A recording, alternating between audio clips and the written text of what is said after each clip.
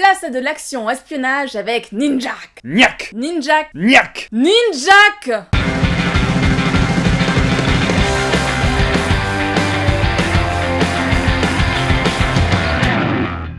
Désolé pour cette blague de mauvais goût, mais Timo n'a pas toujours les meilleures références du monde. Eh. Bon alors, Ninjak. Niac. Mais zut à la fin. Bon alors, Ninjak. Niac. Mais. Bim, tentez dedans. Ninjak, c'est donc une découverte pour tous les deux, une nouvelle sortie de l'univers Valiant chez Beast Comics qui va nous permettre de connaître un peu mieux cet univers. Petit rappel, Valiant est une maison d'édition de comics en dehors du Big Two que sont DC Comics et Marvel. Elle a aussi son univers partagé très riche que vous pouvez découvrir dans le comics The Valiant. On en avait parlé, clique sur le lien si ça t'intéresse. Nous allons suivre les aventures de Colin King. Et ouais, c'est lui Ninjak, c'est ni un japonais, ni un américain. En effet, Colin King est un espion britannique qui travaille avec le MI6. C'est un expert en arts martiaux, un maître assassin et qui, tel James Bond, va utiliser un bon nombre de gadgets. Il est envoyé en mission pour traquer une organisation mal intentionnée qui fabrique des armes que l'on appelle l'Armurerie et qui est contrôlée par 7 personnes. Les 7 ombres. Nous allons aussi avoir droit à des flashbacks sur la vie de Colin, que ce soit enfant, et c'est un sacré enfoiré ce petit garnement. Ou en tant que jeune recrue du MI6. D'ailleurs, ces passages-là sont dessinés par Butch Guice qui officie sur la très bonne série Bloodshot Reborn. Et petit à petit, on devine des connexions, des relations entre le passé de Colin et les membres de l'Armurerie. Notamment une rousse sexy habillée seulement de bandelettes,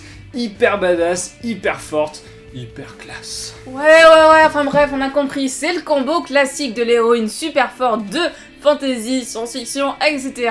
Mais un petit détail change malgré tout la donne, elle est amnésique et on sent que son passé cache quelque chose.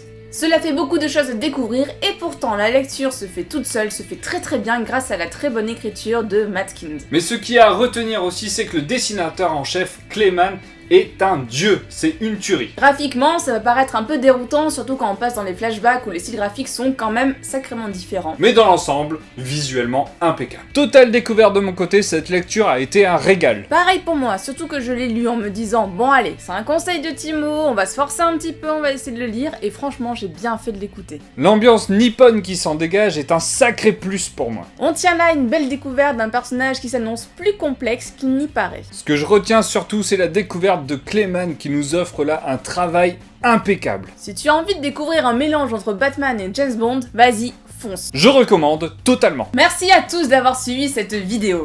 On espère qu'on vous a donné envie de vous plonger dans cette série. Oui, pour ma part, je trouve qu'avec cette série, on a vraiment l'impression que The Valiant, ou en tout cas je le ressens vraiment, est un vrai univers qui peut challenger Marvel ou DC Comics. On a vraiment un univers cohérent et super intéressant, donc je vous encourage vraiment à le découvrir. A très bientôt pour une nouvelle vidéo. Laissez-nous des commentaires, abonnez-vous, et à plus tard.